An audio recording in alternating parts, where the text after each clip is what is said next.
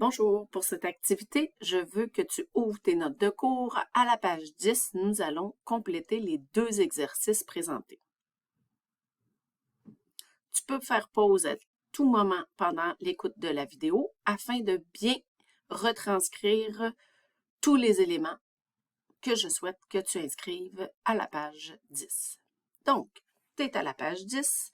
Ce qu'on veut ici, c'est de voir la démarche détaillée lorsque vient le temps de déterminer l'équation d'une parabole lorsque tu connais le sommet et un point. Dans tes notes,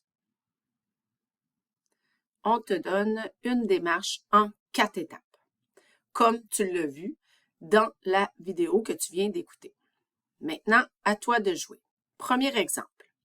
Je te demande de déterminer la règle d'une fonction quadratique dont le sommet est 5, 7 et qui passe par le point 7 moins 1. Donc, première étape, tu dois écrire le moule, c'est-à-dire la forme que tu vas rechercher. Donc, prends le temps d'écrire étape 1 et donc, tu as écrit le modèle. Ensuite, tu donnes les informations que tu connais. Donc, le sommet 5, 7, on en déduit que le h de ton sommet est 5 et que le paramètre k est 7. Tu dois donc transformer ton équation canonique en remplaçant par tes deux paramètres. Prends le temps de l'écrire. Ensuite, étape 3.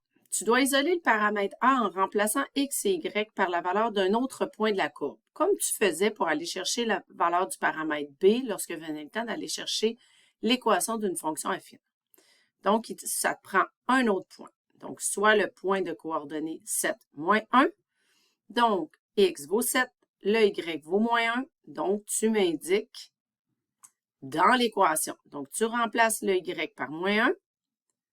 A fois, dans la parenthèse, on a x moins le 5. Donc, vu que le x est 7, 7 moins 5 au carré, plus 7.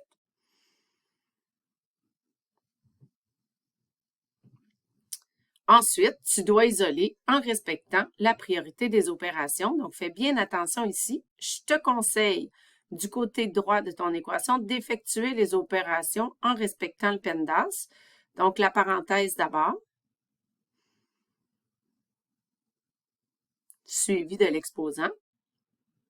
Et tu peux commencer la balance, donc isoler ton paramètre A. A fois 4 plus 7 donne moins 1. Donc, on fait les opérations inverses. Moins 7 de chaque côté et on divise par 4.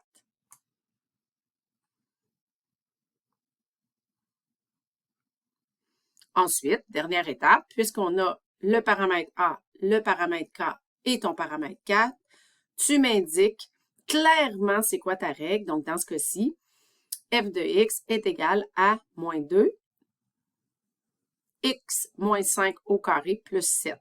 Donc, c'est important d'avoir le f de x égal avec le paramètre, pas avec le paramètre, mais la variable x.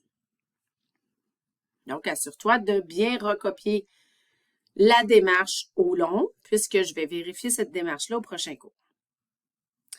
Deuxième exemple.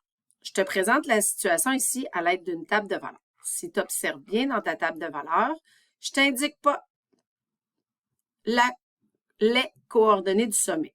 Par contre, en observant bien la table de valeurs, tu te rends compte que tu as 2 points en équilibre. On sait que par la symétrie de la parabole, on peut déduire que l'axe de symétrie se trouve au milieu de ces deux x-là. Donc, en appliquant la formule du point milieu, moins 4 plus 2 divisé par 2, ça me donne moins 1. Ça veut dire que l'équation de l'axe de symétrie, c'est x égale moins 1.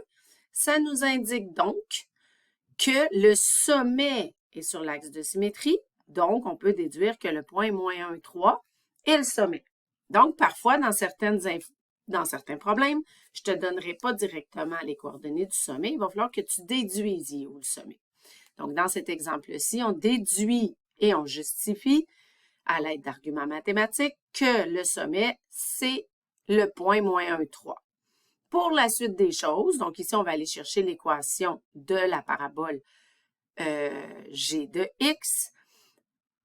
À partir de ces points-là, bien là, on a déduit que j'ai mon sommet et c'est à toi de choisir un point. Donc, reprenons notre démarche pas à pas. Donc, on a le sommet, on a choisi un point. Première étape, on écrit la règle sous sa forme générale. Donc, G de X va avoir ce format-là. Ensuite, on prend les coordonnées du sommet. Donc, puisqu'on a le sommet moins 1, 3, on déduit que le H de mon sommet, c'est moins 1 et que le K est moins 3. On remplace donc ces deux paramètres-là dans notre équation. Fait à remarquer, puisque mon H ici est négatif, vous voyez, j'ai fait la substitution en utilisant des parenthèses qui va avoir comme impact d'avoir un changement de signe. Donc, voici la forme simplifiée de mon équation.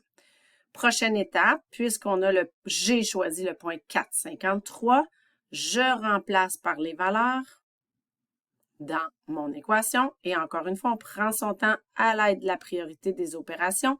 4 plus 1, 5. Et là, j'effectue ma balance. Et je déduis la valeur du paramètre A et je prends le temps d'écrire ma règle par la suite. Donc là, j'ai verbalisé plus rapidement. Toi, fais des pauses au besoin et retranscris la démarche dans ton cahier de notes.